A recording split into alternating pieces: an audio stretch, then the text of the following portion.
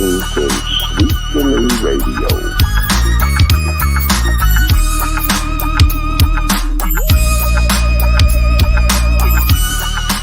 Hi, it's Sherilyn, and you're watching Sweep the League. Subscribe and share. Rudy Campos Jr. here from Sweep the League. Hey, make sure you go and follow Sherilyn on Instagram. Just search official Sherilyn.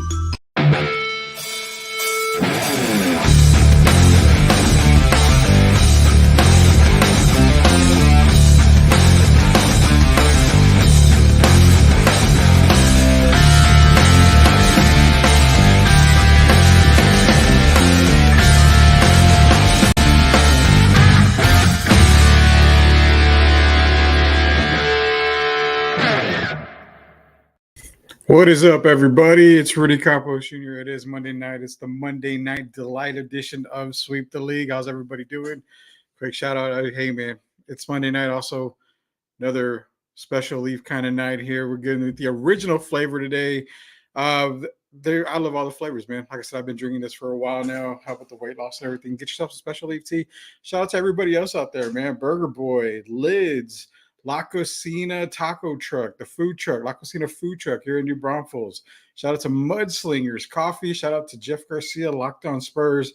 We just got a whole lot of people that we got to thank and love out there. So appreciate it. If you guys see a fly roaming around here, this kind of sucks because I have a fly in the office and I can't get it. It's one of those damn summer flies, man, that I just can't get rid of. Hey, man, I shared a comment in the comment here. I posted a comment, Sweet the League TV. That's our YouTube channel. Click on that link. Subscribe. We're trying to get to we're 49 subscribers to get to 50. Let's get up to 100 if we can here. Subscribe to our Sweep the League channel. We've got a bunch of stuff giving away. In fact, we're giving away something this Friday. We're going to be giving away a gift card, so be sure to tune in this Friday. We're probably going to have the afternoon delight edition on Friday. We may even have a night edition on Friday. If we have two shows, we're going to give two things away. No big deal. Friday is a fun giveaway, so we do be giving out away some stuff on Friday for Sweep the League here. What's up, Tim McGow? What's good, Rudy Pudo? Blue Devils, Tar Heels still suck. Yeah, I know, man. I know Tar Heels still suck. You always giving me crap about that stuff too. But nonetheless, man, we've got James Pledger from ESPN Sports Star is going to be with us on Wednesday. So we're going to have him in the on the live stream on Wednesday. Also, we're working on Derek Gervin. You know, he's been out for a little bit. He's going to be probably coming back tomorrow evening for Sweep the League tomorrow. So definitely tune in tomorrow for Sweep the League because we have Derek Gervin coming in tomorrow for right now. But hey, man, I don't want to waste any more time. We got a lot to get into. We got Justin Jefferson getting a massive contract right now when it comes to wide receivers, and that has everybody in questions when it comes up to CD Lamb and the Dallas Cowboys. Is he going to get all that money?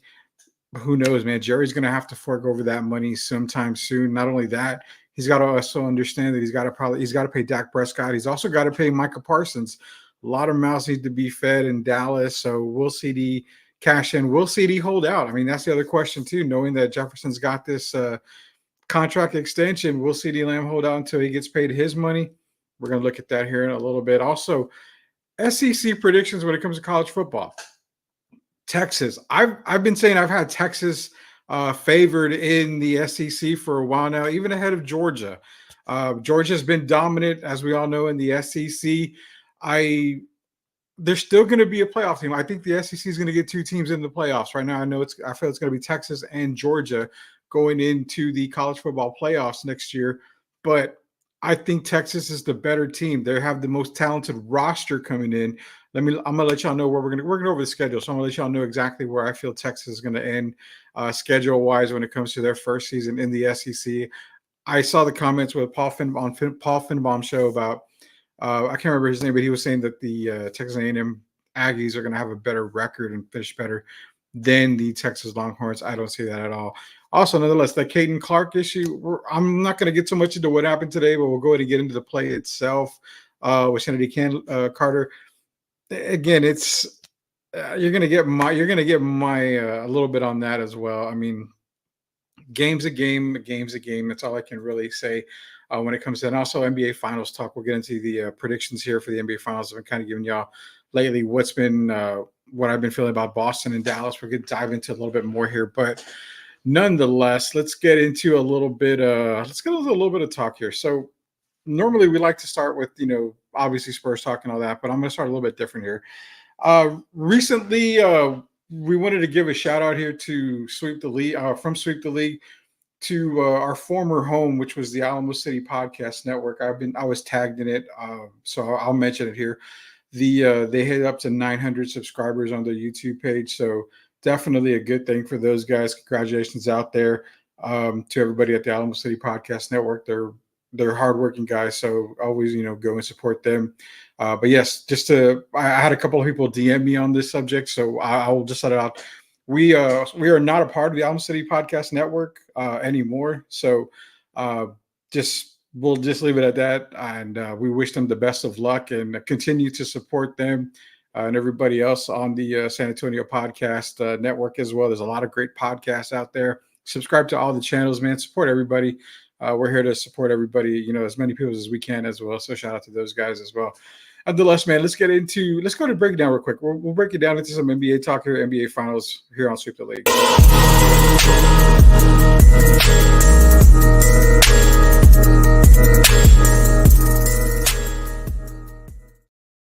Yeah, Tim's always wanted to talk some wrestling here, so we'll talk some wrestling in a little bit. Tim, I gotta see who actually I can get on the show when it comes to wrestling. I don't follow as much as I used to back in the day. I wasn't part of the NWO times and all that, and I haven't really followed much, but I'm kind of watching it a little bit more. I did see this past WrestleMania. I actually really, really liked this past WrestleMania. Nonetheless, we got Boston and Dallas starting this Thursday here. Now, there's so many storylines. You have Kyrie going up against Boston, former team, stomping on the Celtics logo. Boston fans have not forgiven Kyrie for that as well. You also have Kristaps Porzingis. He's coming back from injury, but also he's a former Maverick. So got some good storylines there. You have the great scoring duo of Kyrie and Luka going against a great defensive duo in Derek White and Drew Holiday. Derek Gervin has shouted out to Drew Holiday as well, saying he's one of the top defenders when it comes to being a guard at the guard position. So it's almost like, what is it, the immovable object type of saying, but I'm picking Boston at 6. I picked Boston at the beginning of the season before this started to win this championship. I think the Drew Holiday trade was huge, was massive for the Boston Celtics. It's showing right now. I believe they only lost 2 games in the playoffs. I expect this whole series to go minimum 6 games. I'm taking Boston in 6. If it goes 7, it's almost a toss-up there. Dallas has every opportunity to go into Boston and steal one of these 2 games. They have a great opportunity to do that. I feel like Dallas has the edge when it comes to the front court. I really do. I think if you're looking at Porzingis, you're looking at Al Horford on one side of the ball. I like more of Dallas's front court when it comes to like Gafford, PJ Washington, Derek Lively. Lively's going to be huge, I think, in this series. I think he's going to do a lot of good for the Dallas Mavericks. It's going to keep him in a lot of games. Ultimately, to me, there's more. You could say firepower, but I think there's more balance when it comes to the Boston Celtics over the Mavericks. Why? Because I have yet to mention 2 guys, and that's their 2 superstars, and Jaylen Brown and Jason Tatum. I believe, Derek White and Drew Holiday are going to play really, really, really stellar defense on Luka and Kyrie. One of those guys is going to go off. It's probably going to be Luka, but one of those guys is going to go off in each game. They just got to contain one of them. If you want to allow Luka to have 30, 40 points in the game, if you can contain Kyrie and keep him, below the 20-point mark, that's going to be really, really good for the Boston Celtics. You're going to allow Tatum and Jaylen Brown to do their thing. But not only that, once Jaylen Brown and Jason Tatum, they don't have to be relied on the entire time. That's why you have a guy like Derek White. Derek White is going to be the focal point for me in this series. You're talking about a guy that can go both, he can do both sides of the ball. He can play both sides of the ball. He can do, he can put up 20 points, maybe, 25, even if he has to put up 30 in a game, whilst trying to, put lockdown D when it comes to playing either Kyrie or playing, against Luka. So Derek White to me is the focal point. I think Drew Holiday is going to be fantastic on the defensive end. They're not going to really ask a whole lot of him from the on the offensive side. But if they do, hey, Drew Holiday is completely capable of putting up, some good numbers on the offensive side. But for me, key to the victory for the Boston Celtics, 100% is Derek White. 100% Derek White. I think he's going to have a really, really good series. I'm expecting it, actually. He's going to play off the ball a lot on the offensive side with Tatum and Jaylen Brown. They're going to be able to get to the basket. You can see a lot of kickouts to Derek White. I believe he's going to have a really good series, in my opinion, here. For Dallas, the key to Dallas winning this title over Boston, it's hard for me. I mentioned earlier, a little while ago, that Derek Lively is the key, and that's going to be the key for me. If Derek Lively can be disruptive for guys like Porzingis, can be disruptive for guys like Jason Tatum and Jaylen Brown, kind of similar to what you saw in the Minnesota series. You saw Karl Anthony Towns not play stellar basketball. You know, he did a lot of pump fakes when Lively was in there. He was almost not, I mean, I don't use the word scared, but he was timid. You know, he played, he didn't get the shots that he wanted to. It was difficult for him to score. But also look at the other side, with Anthony Edwards. You saw Anthony Edwards starting to just rely on a jump shot.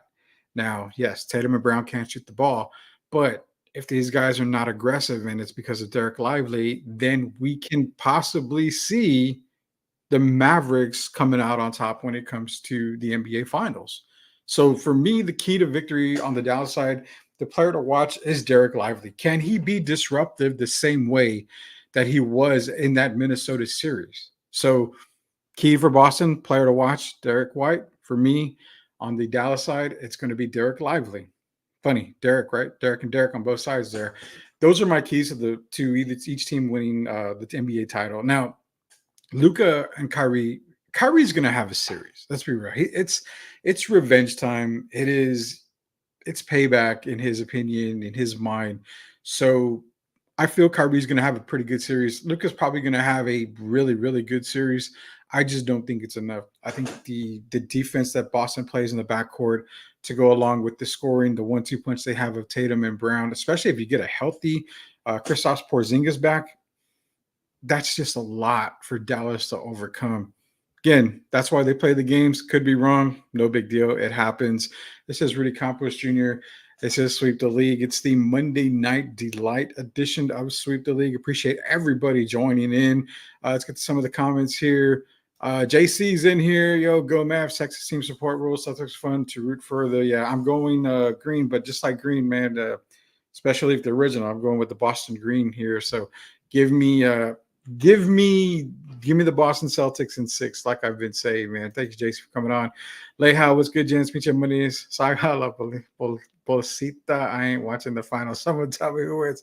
We'll definitely let you know, Leha, who wins the NBA finals. I'll post it for you. I'll shoot you a text message when the show's over and Boston ends up winning in 6. Sorry, I'm late, guys, watching fireworks outside. Fireworks outside. Is it 4th of July already? I don't think it's 4th of July just yet, but thanks for joining in, man. Spurs win. Leha, Spurs win. Damn, you really,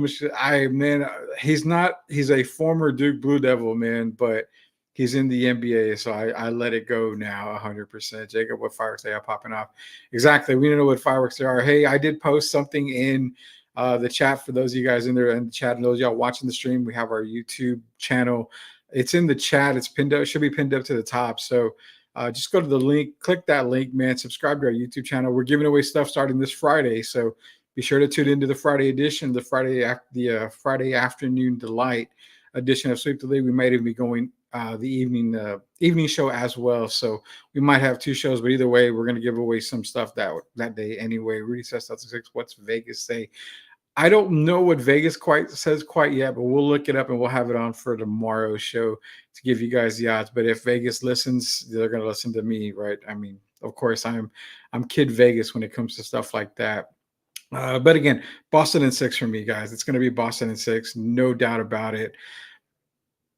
If you guys have predictions, be sure to leave your predictions in the chat. Rudy Campos Jr., this is Sweep the League. We'll be right back here in just a second, guys.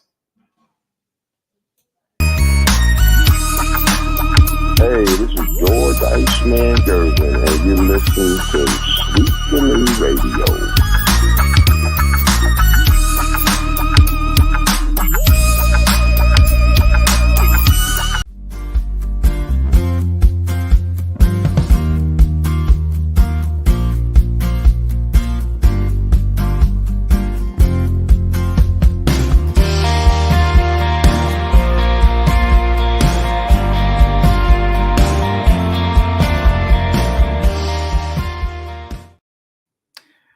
Thanks, George Gervin, for the shout out. Be sure to go follow Cheryl Lynn as well on Instagram. Great supporter of Sweep the League. Also, George Gervin, the Iceman himself. Thanks for the shout out for Sweep the League here. So, coming back in, we did talk a little bit about the Boston Celtics, the Dallas Mavericks. We'll get more into it when we get Derek Gervin on here. He's going to give you his opinion and who he feels is going to win the NBA Finals this season. Nonetheless, let's get into some football, guys. Some football here because we got Justin Jefferson news. How does that affect the Cowboys? Let's get into some of this football talk here.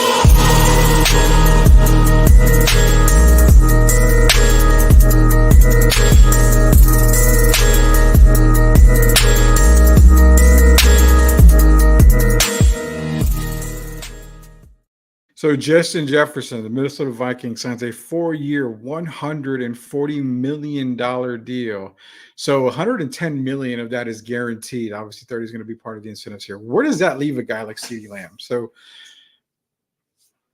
it's kind of tough to say here. Now, we all know that, Jerry is waiting, and a lot of people say, hey, Jerry, you're going to have to pay up for CeeDee Lamb. Yeah, I mean, he's going to have to pay up for CeeDee Lamb. But does he need to start him right away? The only way he signs CeeDee Lamb right away, I feel, is probably going to be if CeeDee holds out.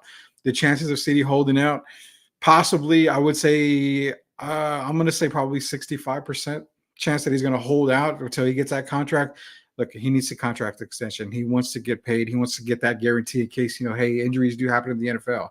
So I understand where CeeDee Lamb's coming from. He decides to hold out. Does Jerry pay him? That's the issue. Knowing you're going to have to end up paying Dak Prescott if Dak has another good year, knowing you're going to have to pay Michael Parsons, who's obviously the anchor on the defensive side for you, is he going to be able to afford, to pay CeeDee Lamb as well? There's 3 guys that he's got to pay right there. Out of the 3, Cowboy fans are probably looking at Dak Prescott as being the odd man out, saying, hey, if we have to let somebody go, let him walk because it's not worth the money. It's going to be probably Dak Prescott in the Cowboys fans' eyes. Do get it. No bueno for the Cowboys. We got comments in here. We got EJ in here. No bueno for the Cowboys. Justin Jefferson said, bring me my money. Definitely crazy amount for Jeff. Isn't that 34 millions each for the next 3 years? It is. So it's 110 million guaranteed money. I could go up to 140 with incentives. But nonetheless, the Justin Jefferson deal, I mean, it's a historic deal, especially for a wide receiver. I mean, very historic deal. Is Justin Jefferson worth it? I mean, arguably he is the best wide receiver in football. So yeah, now quarterback wise, I mean, you're probably going to think that's not a good amount for Justin Jefferson because how about the quarterback play? Kirk Cousins is there. He's in Atlanta. So what does Minnesota do? Well, that's really Minnesota's problem. If you're looking at the Cowboys standpoint, Jerry's sitting back and he's thinking, what do we pay CD? Is CD worth 140 million? Cowboy fans, drop your comments in the comment section. Is CD Lamb worth 140 million dollars? Let's say is he worth 115 million guaranteed money? So is he going to get paid more? Is he going to get paid less? For me, CD has been productive. He's been very productive. His numbers have gone up, and Dak Prescott and him have a great repertoire between each other. They have a great they're a great combination. So I feel CeeDee Lamb is worth that kind of money. But at what expense? Are you going to be able to sign Michael Parsons to the deal that he wants? You're going to be stronghold when it comes to this money. When it comes to money, you're going to have to restructure probably some deals here. You're going to hope that Michael Parsons takes a little bit less. Maybe, who knows? I mean, I feel one of these guys is going to be gone, and like I said, most Cowboy fans are going to think it's Dak Prescott. Now, don't get me wrong. I'm looking more and more here at the whole Dak Prescott situation, and I keep looking at it, and I keep looking at it. He's had a lot of, success in Dallas. And like I've mentioned before, is Dak the problem? Science points to yes, but also you can make a case for no. I mean, you can't. You went in and got the offensive line. The offensive line is taken care of. Cool. That's taken care of.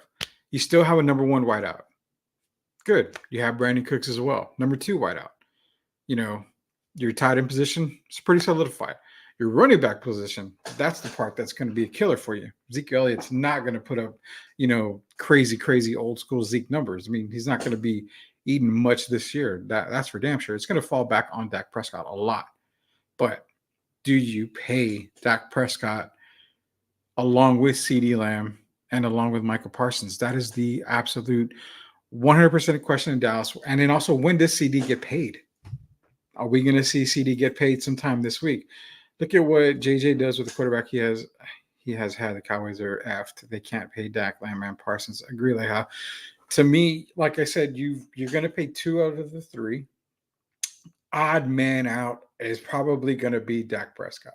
I mean, he's the leader of a team. And for me personally, if it's odd man out, it sucks that I say this, but if it's odd man out, I'm probably leaving Micah Parsons out.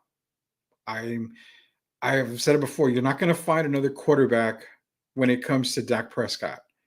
And it's not anytime soon. A lot of these big names are not going to be free agents anytime soon. I think it was 2027 could be the earliest, but not until 2029 are a lot of these big name guys going to be free agents. So you look at CeeDee Lamb, you need a playmaker. If you're going to keep Dak Prescott, you need a playmaker. Now, the wide receiver position is easy. It's easy fillable. It's an easy fillable position, and you can replace that very easily, especially through the draft. But man, it's tough. For me personally, I'm almost certain that I would say, okay, I can let my best defensive player go, and I can use money to sign 2 quality pass rushers. Maybe one is a veteran that is on the backside of his career. One is a guy who is a young guy. I can go out and draft another, defensive end. I can go get it through the draft. But for me, Micah Parsons is probably the guy that I would have to say, okay, I'm going to have to part ways with you and keep Dak Prescott and CeeDee Lamb. That's just me. That's my own personal opinion. I know a lot of people may say Dak needs to go. Dak's the problem. But look at the numbers that Dak has put up. I mean, he's been successful. Has he been Troy Aikman successful? No, he's not brought any Super Bowls. He hasn't, not Roger Staubach. He hasn't brought any Super Bowls. Has he been Tony Romo successful? I mean, you could say the numbers are there. I mean, you can say they are comparable. So, yeah, I mean, you can say they are comparable. So where are you going to find another quarterback like Dak Prescott to at least not necessarily get you to the promised land, but to give you the opportunity to get to the promised land? Pay the other 2 and leave Dak out. See, that's what I'm saying. Dak's going to be the odd man out when it comes to this kind of talk. What's up, Sith? How you doing, man?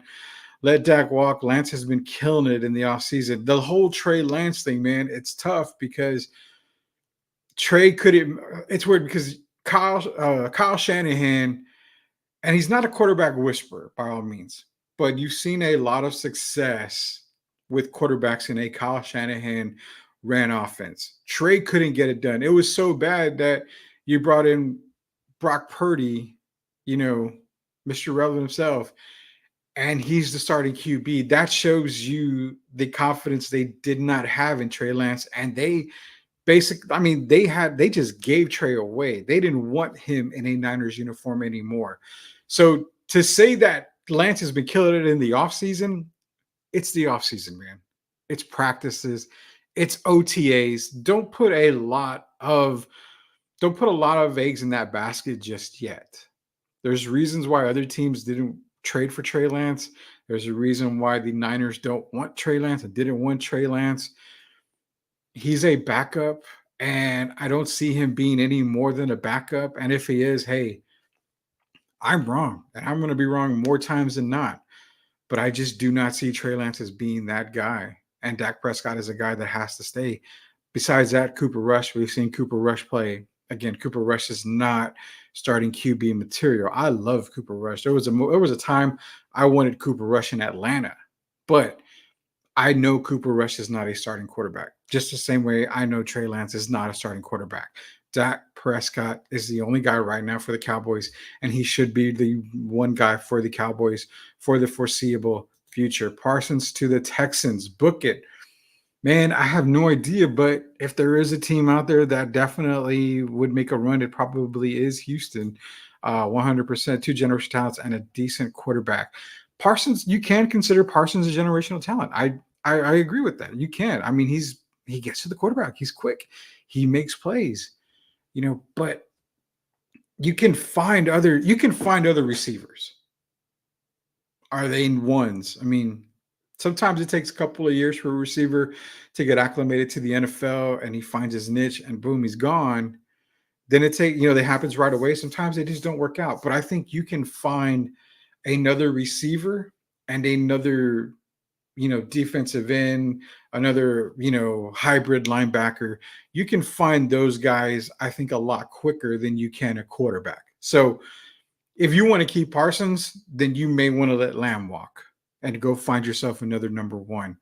To me, out of the three guys, I think Dak is the most important guy for the Cowboys. Can't believe I'm talking about Cowboys, but again, I'm a Cowboy fan by marriage because if not, then that's divorce right there for me. Parsons is Philly friendly, so he'll want to go that way. Again, other teams are going to benefit from Parsons, but let's go back. The three guys, Dak, Parsons, and Lamb, out of those three, for me, it's Parsons that I would let walk.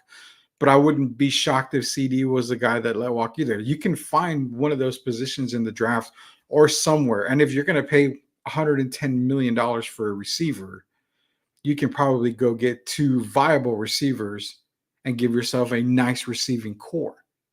That's the other option. So that's where I kind of feel it is. D'Lo is in here. I feel like we are just a solid team that can't get past a second and stuck there until we completely rebuild, retool. Reminds me a lot of the San Antonio Spurs from back in the day. Dominant teams, 50-plus wins, get to the playoffs, and they were bounced in the first round by the Warriors, led by Chris Mullin and Mitch Richmond and all these guys.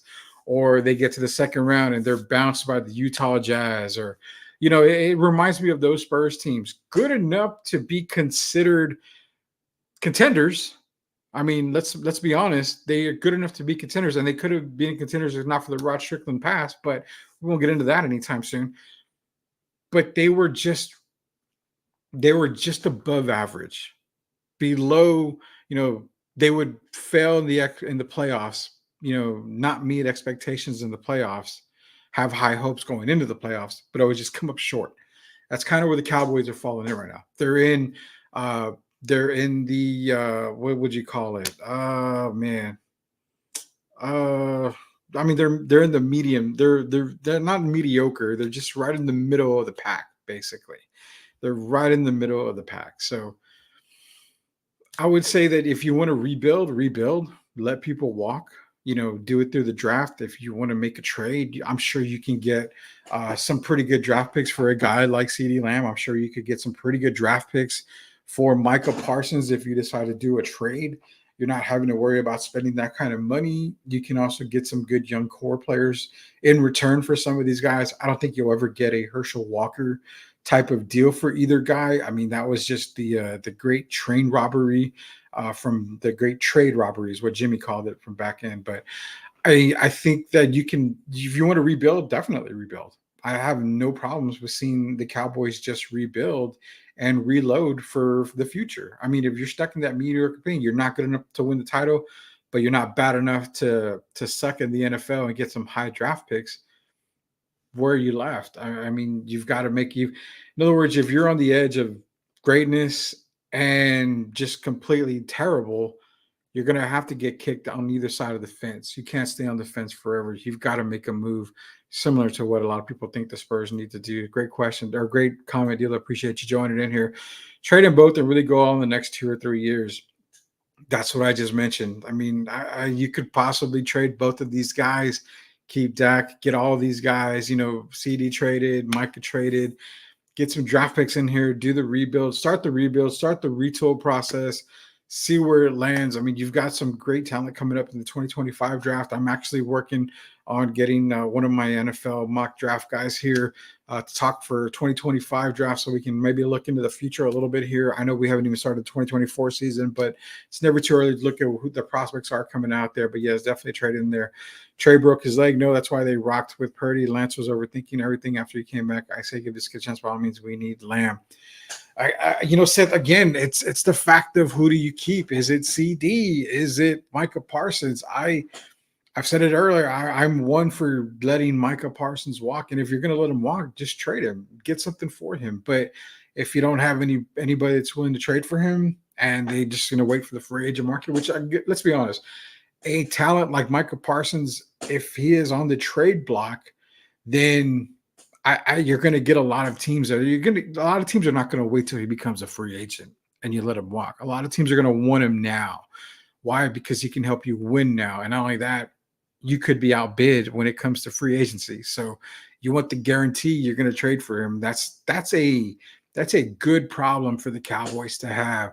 You're thinking, I've got to pay 3 players. I know I'm probably going to have to pay Dak. If I'm going to pay CD, I'm going to have to let one walk. That person being Micah. It's a huge loss. Don't get me wrong. If you trade Lamb, if you trade Micah, it's a massive loss for the Dallas Cowboys. But it's got to happen. You can't make an omelet without breaking some eggs, as like they say. And that's something that's going to have to give. And that's similar, like I said, the Spurs situation. If you want to win now, you're going to have to give up something. And I mean, if you want some of these massive stars to come to San Antonio, then you might have to trade. You might have to give up a Sohan. You might have to give up a Vassell, these 2025 picks that are valuable and they're gold. One of them is probably going to have to go. So you're going to have to give a lot of your assets to get players to help you win now. But is it a true win now situation? That is remains to be seen. But going back to Cowboy talk, the Justin Jefferson deal, it sets the bar and it raises the bar for wide receivers and contracts and such. But nonetheless, will CD get paid? I think out of the 2 guys who were mentioning, Micah and CD, I think CD is definitely the guy who I would pay. And if I have to move on from Micah, I definitely have to move on from Micah. Off subject, that Footloose vinyl is dope. Yeah, so that's actually a puzzle, Sith. A puzzle that my wife and I worked on. We do a lot of puzzles, as you can tell. So that's actually a puzzle. We actually have the Breakfast Club and Back to the Future. So hopefully we can get those done here pretty soon. I'll be hanging all this up on the wall. They did make mention that my wall is bare. So I'm going to have to definitely get a lot of the wall filled in, hopefully soon here. Cracking open a special leaf tea. Definitely get your special leaf tea today, guys. Let's get some more of the comments here before we move on. That's why I say the Texans getting him. They say, let's do this now. They made moves this last year in the offseason. The Texans are 100% in, man. I love the Jets coming out of the AFC, but the more I look at stuff daily, the more I'm really studying a lot of these teams. The Texans are climbing so far up. I mean, are they Super Bowl contenders? I think so. I think we can definitely see them being massive Super Bowl contenders with every move that they made. They can be right there in the thick of things. And the man himself is in here, James Pledger. The cap is going up again like he did last year. Netflix money and stream money will kick in. That's where I'm waiting to see as well. How much of the cap is going to go up, Pledge? How much is it going to affect the NFL, the teams in the NFL? If it goes up a whole lot, then let's not worry about anything because you're going to see, Lamb getting paid, Micah getting paid, obviously Dak getting paid. So we got to see where this money comes up. We got to see how much it goes up, where the cap goes in. Pledge is in here, 100% pledges. Also, guys, just a quick reminder, I did talk to Pledge a little while ago before the show started. We're looking to get Pledge in here on Wednesday night. So get ready for James Pledger, part of ESPN SA, Sports Star. I'm sorry, ESPN Sports Star SA coming up on Wednesday. We're going to talk Texans and whatever else comes up. It's always a good time with Pledge. So be sure to catch Pledge here on Wednesday night show of Sweep the League. If Parson goes, who would be a good draft pick for the Cowboys? We'll have to look into the 2025. I've got a couple of mock draft people coming in here. So we'll look at mock draft people. We'll ask the defensive questions. We'll look at everything like that when it comes to the 2025 draft for them. Pledge are already ordering Super Bowl tickets for the next few years. 100% he's ordering Super Bowl tickets for the next few years. In fact, I think he is the first in line to order Super Bowl tickets for this year for the Houston Texans, as, again, barring any type of injuries or anything like that, the Houston Texans, they are locked and loaded for this season. Last year was a great season for the Texans. I'm expecting the way we've seen the Detroit Lions in the NFC creep their way and make their way up to, all the way up to the NFC title game last season. It's the same thing for the Texans. They are on that strong path to the Super Bowl. So could we see a Lions-Texans Super Bowl this season? I've got the Lions already. Their tickets already punched for me in the NFC. So I like the Lions coming up on the NFC side. I think the AFC is kind of wide open right now with the Texans, Baltimore, the Jets. Barring that they all stay injury free.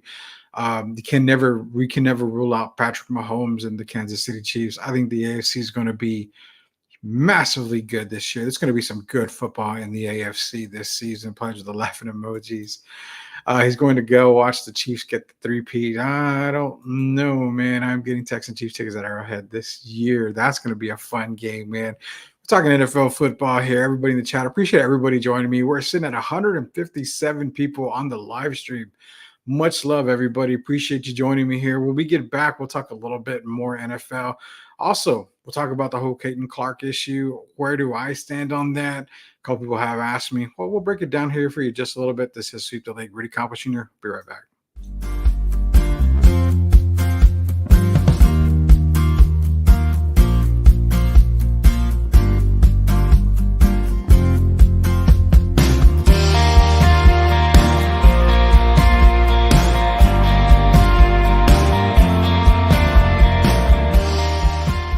Hi, it's Sherilyn, and you're watching Sweep the League. Subscribe and share. Rudy Campos Jr. here from Sweep the League. Hey, make sure you go and follow Sherilyn on Instagram. Just search official Sherilyn on. Hey, this is George Iceman Gervin, and you're listening to Sweep the League Radio.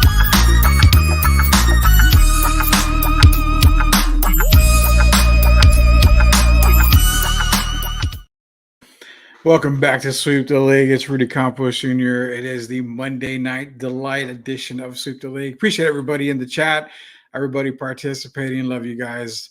Again, we're giving away a lot of stuff. We're going to give away a couple of gift cards on Friday. We're probably going to do the Friday night, not the Friday night, the afternoon delight edition of Sweep the League on Friday. It'll probably be myself and Coach Gio. Also, we'll probably be coming to you Friday night as well for a quick Sweep the League show.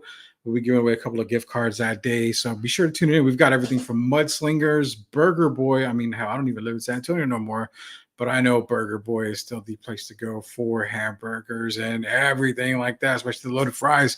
Mudslingers coffee, man. We're going to give away some Mudslinger stuff. Not only that, lids. Everybody loves their lids. You got to rock the hats. And yes, I'm wearing a Blue Jay hat, but I've got a whole backstory on the Blue Jays thing. Cito Gaston, former manager of the Blue Jays, San Antonio ties, man. I mean, you got to support everybody San Antonio, right? Not only you got lids, but hey, La Cocina food truck here in New Braunfels, another partner with Sweep the League here. And also, hey, if you guys need some body work for your car, man, let me give a shout out here. I sponsor Sweep the League from back in the day, and a great supporter of Sweep the League, United Collision Care Center.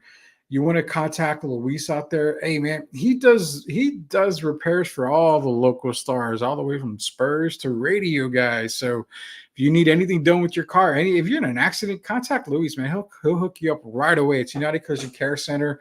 And also, we cannot forget the health gurus here, Special Leaf Tea. I'm drinking the original flavored right now, but it's going to be with me every time I'm doing the show here. As much as I have, I got to actually go fill up again on some Special Leaf Sweet Tea. Shout out to JC out there, Special Leaf Sweet Tea. So they're at the bottom there. Definitely we're going to have to update that as well. But hey, I had a question in here from, let's see, No, it wasn't JC. Let's see. We got a Dalvin Cook question here in just a second. Here it is, Sith right here. Quick question. What are your thoughts on Dalvin Cook as a free agent? So Dalvin Cook, if you're asking me about Dalvin Cook for the Cowboys, it's a signing what I could definitely see happening. Is he an upgrade over Zeke Elliott? He's quicker to me than Zeke. I think the injury concerns for Dalvin, for me, could play a part in it. We're probably going to end up seeing him getting snagged up here pretty soon. Probably right before preseason starts, you're going to see him picked up somewhere. I don't mind seeing Dalvin Cook in Dallas as all. I think it's actually, in personal opinion, I think it's an upgrade when it comes to Ezekiel Elliott, better guy to catch out of the backfield. For me, he's quick. He's a lot quicker laterally. And I like Dalvin Cook when it comes to the running back position. But again, look at the amount he might command. He may command a little bit more when it comes to salary than what you're paying Zeke. So really, are you going to get a massive upgrade by adding Dalvin Cook to the Cowboys? No, I think I think you're okay at the running back position. You're probably going to see, like I said, more air raid this year from Dallas. But again, if they do sign Dalvin Cook, not a big deal. I don't see it being a must-have or a must-need right now. So if they do, they do. That's my only opinion on that. Said I'm trying to go to the Saints Chiefs game in Arrowhead. Oh, those Saints, man! I'm going to tell you something right now, Leha. They actually got one of the quarterbacks a quarterback that I wanted in Atlanta. The Michael Penix thing, we're going to talk about that with Pledge on Wednesday, but they actually got Spencer Rattler. Spencer Rattler is a high prospect for me on the quarterback list. I actually had Spencer Rattler number 2 on my quarterback list. Number 1 being Bo Nix, 2 is Spencer Rattler. Then I had Penix at 3. So those are my 3 guys that I wanted to see in Atlanta, which of course we got Penix. I just don't like where they drafted Penix. I think 8 was way too high. I think you could have traded down and got Penix a little bit, maybe added a couple more draft picks later on in this draft. But enjoy Spencer Rattler, man. He's gonna be competing for the starting job. Whether he wins out or not, I'm not sure. But once he hits the field, watch out. Like how you're gonna love Spencer Rattler.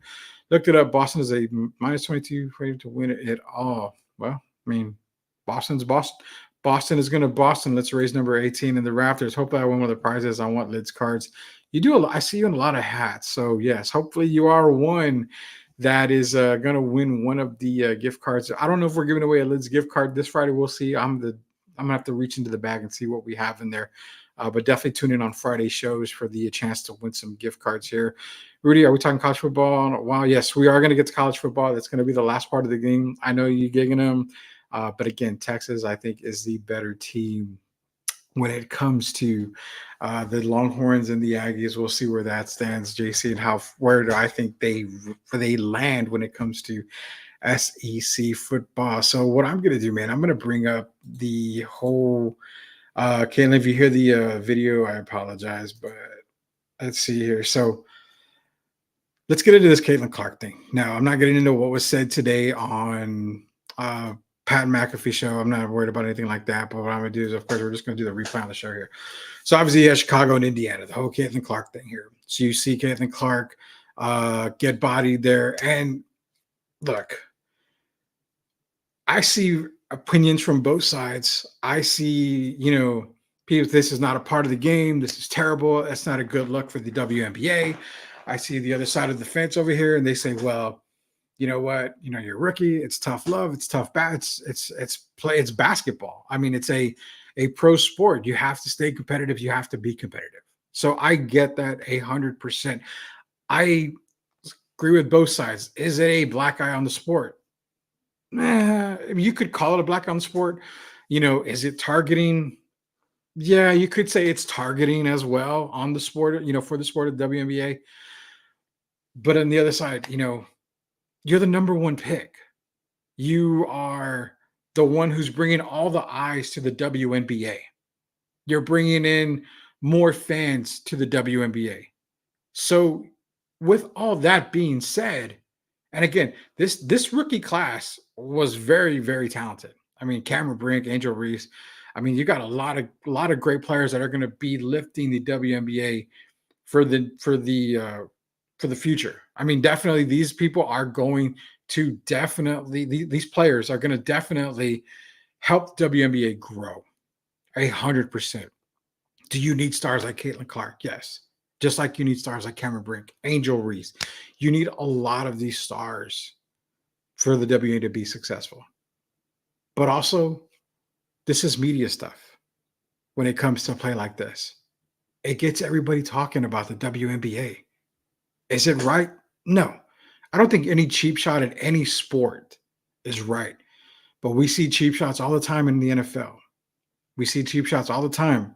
Hey, Draymond. We see that all the time in the NBA. I mean, we see it sometimes in MLB. We see it, and soccer is notorious for it. Cheap shots left and right. It happens in every pro sport. And in these days, it happens even at the high school level. You see it on TikTok. You see it on YouTube, shorts and clips or whatever you want to call them. You see it everywhere. It brings attention to the sport. It gets everybody talking. It gets the left and the right side going back and forth. It gets everybody talking around the water cooler. Again, is it right? It's not right. It's not right. But it's a part of the game. It's a part of the game, man.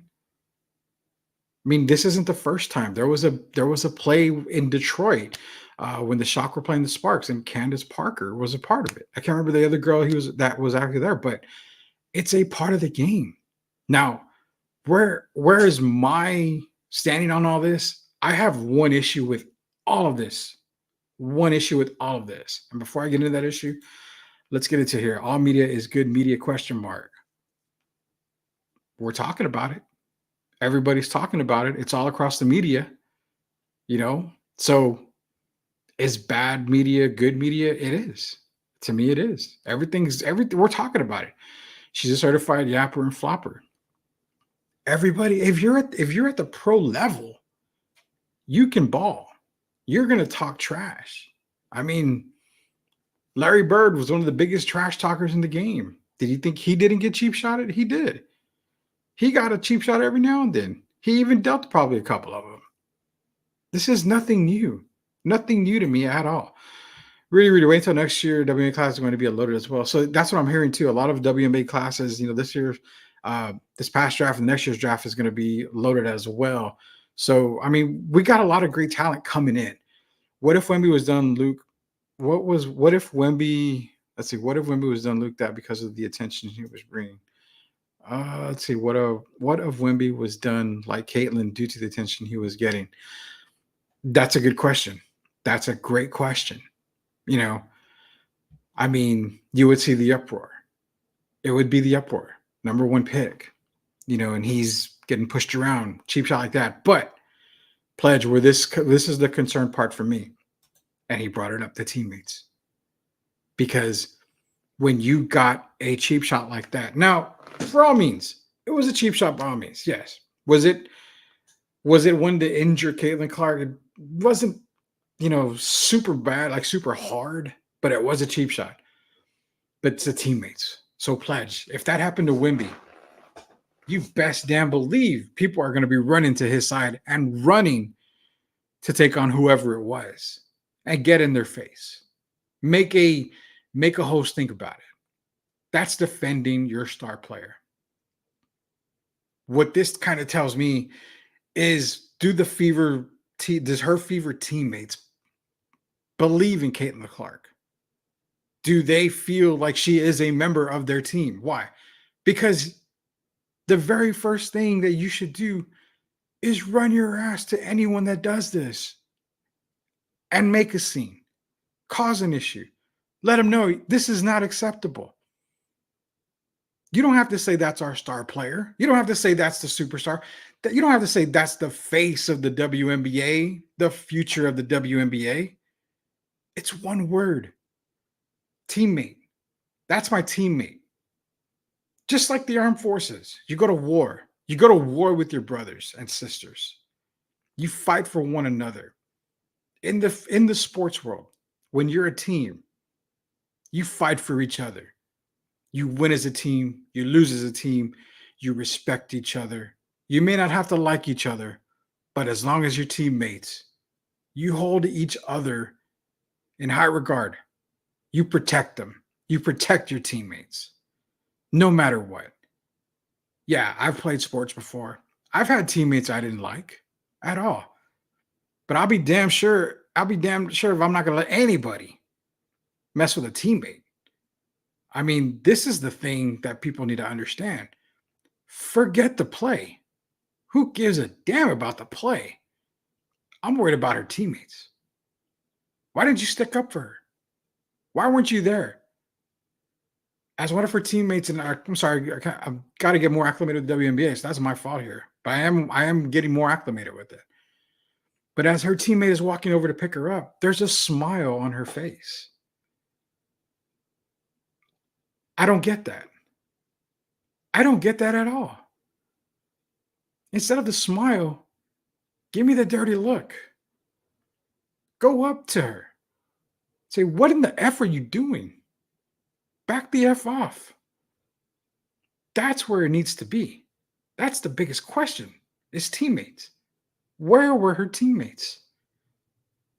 That's the issue I have. 100% the issue I have is where are the teammates? I'd be just as petty, rank my 30-minute Ice Cube in third. I mean, to be honest, man, she can easily go into Ice Cube's league and just take the money. You're still playing ball. You're breaking you're going to play ball with her for 30 million. I mean, that's a lot more than what she's making in the WNBA. But you know what? I give her credit, Pledge. She's sticking to the WNBA. She's going to stick it out right now. So I'm sure she understands, I'm a rookie and I'm targeted. But it goes back to a movie, guys, and I'm bringing this movie up right now because it's the exact same thing. Right when I saw this and right kind of when I see other stuff happen to Caitlin Clark, which again, for me as a Caitlin Clark, I'm not a huge fan of Caitlin Clark at all. I was a WNBA fan, and I've been a WNBA fan for a long, long time. I stopped following it for a while there. But I was a massive fan in the beginning with, Cheryl Swoops and Rebecca Lobo, Cynthia Cooper, Teresa Witherspoon. My favorite WNBA player, and shout out to her. If we can get her on the show, I'll be massively starstruck. But my favorite WNBA player was Tisha Penicheiro from the Sacramento Monarchs when she paired up with Yolanda Griffin. So, yeah, I'll go way back in the day when it comes to the WNBA. Shout out to Tisha Penicheiro, great player. Another person that I would definitely model my game after was Tisha Penicheiro. But, I mean, going back to, the Caitlin Clark thing, I'm not a huge Caitlin Clark fan. I love her game. It's the new era of basketball that we see in the men's game. The Steph Curry type of plays, step back three from a few feet behind the arc. I mean, this is what we're seeing in the men's game. So it's transitioning over to the women's game now. We've seen it from the likes of Diana Taurasi, from Sue Bird, Sabrina Ionescu is another one. She was Caitlin Clark before Caitlin Clark was Sabrina. So we're seeing it come out more and more and more. And Caitlin is and I've seen it before, not in my words here, but she's that generational talent coming into the WNBA that everybody is, going to be aiming for. We've seen this before on a lot of occasions on other sports as well. We've seen it 100%. But where I see the difference is we're not seeing the teammates. Her teammates come to her aid and help her 100% of the time. You've got to be able to do that. You're never going to be successful in this league if you cannot be a team. And that's any league. You've got to be a team. You may not like each other, but damn it, respect each other. That's what it comes down to when it comes to teammates. You don't have to respect your opponent. You don't have to like your opponent. But when it comes to teammates, respect them. Respect your teammates. You didn't see any of the fewer teammates stand up for Clark. Exactly. Pledge. Everybody's like, that was a good comment, Pledge. Someone trucked Manu on one of Steven Jackson's first games as and he was in everyone's face. Exactly. You've got to go for the protection of your teammates 100%. I remember one game KG hit Tony behind the head and Tim Duncan came face to face and said, don't do that to my teammate. That's what we're getting at, guys. This is on the WNBA. PGA has already protected Tiger, knowing what he meant to viability and ratings. WNBA needs to do the same. Same for NFL, Brady and Mahomes, NBA with its stars. The league's got to step in, which I think they're going to step in. I mean, we're going to see them step in too for it. But the league can only do so much, Pledge. It's got to be her teammates as well. The league is here. Her teammates need to be right there with the league. If Caitlin Clark is that big star and it's going to be the face of the WNBA and everybody's, putting that whole moniker on her where she is the face of the league now, she's going to be gung for. She has a target on her back. So the WNBA needs to protect her, but also her teammates need to protect her as well. It's got to be a two-way street for them. They've got to both do their job. They protect their ratings makers. They do. I mean, whenever Caitlin plays now, we're going to see a lot more people tuning in because are we going to see a similar type of play from another player? It seems like everybody's watching, Caitlin Clark. They want to see her struggle. It's kind of similar to me going into the NFL season when it comes to Caleb Williams. I don't want to see Caleb get hurt, but I feel like he's going to struggle. That's my opinion.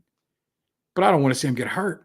I'll be damned if he's running out of the pocket and he gets blindsided. I sure as hell know a lot of his teammates are going to stick up for him. It's the same thought process. Same thought process. You've got to stick up for your teammates 100%. ESPN put a lot more Clark's games on their network. Well, yeah. I mean, look at the draw she brings in. Forget this play. Forget this foul. The draw she's bringing in already is huge for the league. It's massive. And I get it, man. I get it. The women that have been playing WNBA for a while, they're like, well, we've been playing for a while. Where's all this attention now? I get that. I totally get that. But on the instance of Caitlin Clark, teammates, Indiana Fever teammates, show up. You've got to show up. She's your sister in arms here. You know what? You got to stand up. You got to show up. You cannot allow your opponents to just be this physical with her. And you know what? It's a physical game. It happens. I've played basketball. I've played sports before. It's a physical game. Very physical. Cheap shots are going to happen. Zaza Pachulia is going to happen. Draymond Green kick to the nuts is going to happen. We see things happen. We see cheap shots all the time. The difference is teammates stick up for them, for their teammates. We're not seeing it in this case. Indiana Fever, do better on that. Please do better on that. Be a team. Be a team. This is Rudy Campos Jr. This is Sweep the League. When we get back, we're going to end the show with some SEC talk. Texas Longhorns versus Texas A&M Aggies. I had gig 'em. Longhorns are better. Longhorns are better. I've had it all the way up and down. It is our last segment here for Sweep the League. We'll be right back.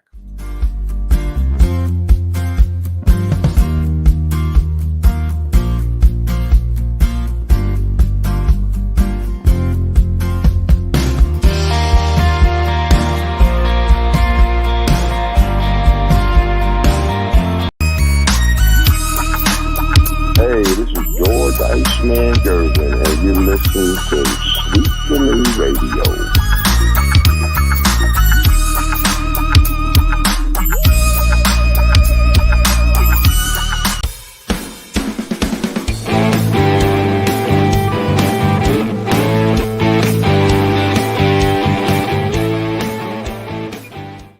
So a spotlight segment is here right now. This is going to be our SEC talk, and it kind of sucks because, we're trying to look, well, where's Coach Gio at? Gio and his Georgia Bulldogs. Don't worry, guys. I've given Coach Gio a lot of crap already.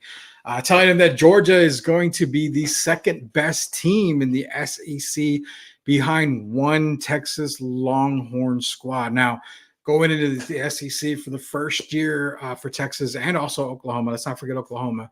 Texas has the most talented roster of any SEC squad this season. From top to bottom, Texas is the team. Now, I have them I think a lot of people in Vegas have them around the 10, 11 wins, if I'm not mistaken, which, for me, honestly, going over their schedule, and I remember talking to Coach Gio about it, there's two games in particular that I had to highlight. And we're going to go over the schedule real quick here for Texas. Really, the Michigan game at Michigan when week 2, September 7th, that's the first concern that I have. But with the transition of Harbaugh to the NFL, JJ McCarthy not there, Blake Corum not there, I think you're going to see a Michigan team where it's still going to be viable, but it's not going to be the same type of Michigan team that we've seen the past couple of years. I think Texas wins that game with no doubt. Really, then you're only looking to the 12th of October and the 19th. Those are the two games where I remember telling Gio, these are the two games where I'm kind of like wondering about. But where I give them the credit is obviously the 12th is against the Oklahoma Sooners, the Red River rivalry. I hate saying that because it sucks. But the Red River rivalry with Oklahoma, that's always that's a rivalry game. That's always a back and forth type game. Really don't know what goes on in that game. Anything can happen, as we've seen before. So again, that's kind of one of those games. I don't know. I'm going to have to see how both teams are playing going into that game. But then right after that, after coming off a game like that, which is huge in its own, You come right back with Georgia. Now, Georgia does go to Austin, so that's a benefit for the Longhorns, in my opinion. Georgia is still going to be one of the teams to make it in the college football playoffs. In fact, I have Texas and Georgia making it into the college football playoff series. I think Georgia, again, very talented, going to have a really good squad, but I think this is a year that we see Georgia kind of come down just a little bit, just a very little bit. I think Georgia probably ends up having 2 losses on the year, where Texas, I could definitely see Texas having 2 losses, but when it's all said and done, I think Texas is still going to be number 1 in the SEC. Remember, there's no more divisions in the SEC. The top 2 teams play for the SEC championship. I feel it's going to be a Georgia-Texas SEC championship game. I do think Texas is going to end up winning, but from my opinion, again, like I've said from every show that I've done from day one, it depends on injury concerns. Obviously, injuries can, derail an entire season. We've seen that for every team at every level of competition. But for me, Texas and Georgia are the 2 top teams. A&M, on the other hand, I think they're probably going to finish just above 500. They're probably not going to be. They're not going to be at the bottom of the pack. They're not going to be at the top of the pack. They're going to be right in the middle. So for me, if I go into A&M's schedule, they have a pretty brutal schedule right now, from what I'm remembering here. They start off in Notre Dame, tough game right there. I mean, they're playing Notre Dame. That's a tough game to start off with. McNeese, and then they got Florida in week 3. So the Florida game is kind of hit or miss for me, but right up there, I could definitely see a 2-1 start. Then they get into the thick of things. Now you're talking, LSU. You're talking Auburn and Texas to end the year. The Missouri game is always going to be tough. I mean, Missouri plays everybody tough. Then you have LSU. Right after Mississippi, you have LSU. You've got a really tough schedule for A&M, in my opinion. I think that they're going to, like I said, they got 3, 6, 9. I could definitely see 9-3 at best for the A&M Aggies. Again, kind of putting them right around that 4th, maybe 5th in the conference. Right now, the top 3 teams I have in the SEC are Texas, Georgia, and also, oh my God, my mind just went blank right now. Give me a second. I'm so sorry. My mic is going blank right now. But from what I see, Ole Miss, I'm sorry. Ole Miss is my 3rd team. Lane Kiffin's he's got a talent squad. He hit the transfer portal big time. So definitely right now I've got Texas, Georgia, Ole Miss as my top 3 teams in the SEC. Bama's going to be there. Obviously, LSU, those guys are going to definitely show up. And the SEC, JC is in here saying as at minimum a 10-win team. I wouldn't put it past 10 wins for the Aggies at all. I feel comfortable at the 9-win mark. Maybe give or take 1. So then, of course, giving them is 10, taking away is 8. So I have them at the 9-win mark. JC is what I have the A&M Aggies right now. I do have Texas at 1. Again, Texas 1, Georgia 2, Ole Miss 3 are my top 3 SEC teams this year. It's a noon game. We got Tim Gonzalez here. I heard the game will be 2:30 kickoff against Oklahoma. Screw Mike Elko, of course. Tim's in here bringing it all. Won't last in Aggieland. And pledges in here. Can Connor Wiggins stay healthy? That's the question for the Aggies. That is a massive question for the Aggies. But comfortably for me, A&M, 9 wins. I can definitely see 9 wins from A&M. But right now, the 2 teams I think getting into the college football playoffs, wouldn't shock me to see Ole Miss be the 2nd best team in the SEC. Wouldn't shock me at all to see that. It could be Texas, Ole Miss, Georgia. But for me, right now, it's Texas, Georgia, Ole Miss. Those 2 can flip-flop, or actually all 3 can flip-flop at any time. Those are the 3 teams that I'm watching going in to the college football series or college football season this year. We're going to get into more college football talk. Obviously, we have our local team, UTSA. We'll talk more about UTSA in the upcoming weeks. We'll talk about, really, there's not much other than, the other bigger conferences. So we'll give a little bit of breakdown on a couple other conferences. We'll get a couple of NCAA football guys in here as well to give y'all some breakdowns. But being that Texas is in the SEC now, along with Oklahoma, I have Texas, like I said, #1. So that's my SEC football talk, and that's our college football talk for the day. Hey, don't worry, guys. We'll be back tomorrow. I definitely be back tomorrow. Derek Irvin is planning to be here tomorrow, so we can definitely talk some more NBA basketball tomorrow. We'll get Derek's takes on a lot of NBA stuff coming up with the NBA Finals coming up on Thursday, Game 1 between Dallas and Boston. Not only that, Wednesday, as of right now, we're scheduling Pledge. Obviously, ESPN Sports Star Pledge will be with us on Wednesday. We'll talk about everything with Pledge, anywhere from his Houston Texans, which I'm going to give him, I don't know, like 55 minutes of the show to talk about the Houston Texans and let him gloat and have him try to convince me again on air why Michael Penix at 8 made a whole lot of sense, because I'm not running out to buy my Michael Penix jersey, just FYI Pledge. So definitely not doing that just yet. I'm waiting to see what ends up happening. But hey, guys, we have 178 people on the live stream right now. Much love to everybody out there. This show continues to grow. This is only the 4th show back, all a part of the new network here, the Sweep the League Network. Also, we are a part of the Sports Insanity Network. Those guys are up north, up in the New York area. So again, we're being broadcast just about everywhere. When it comes to Sweep the League, we've made it up to the north side of the United States, which we love 100% of the time. Shout out to SiriusXM also as well, Brew Dog Show. We're getting some love out there as well. So love's coming in left and right. Again, appreciate everything that everybody's done for us. We cannot do this without you guys out there, without you guys' support. Sweep the League is nothing. This is all for you guys. This is a show by the people, for the people. So for Rudy Campos Jr., until we sweep the league again tomorrow, we will see you guys later. Definitely. Oh, yeah. We'll be back later. See you guys tomorrow. Hey, this is George Iceman Gervin, and you're listening to Sweet the League Radio.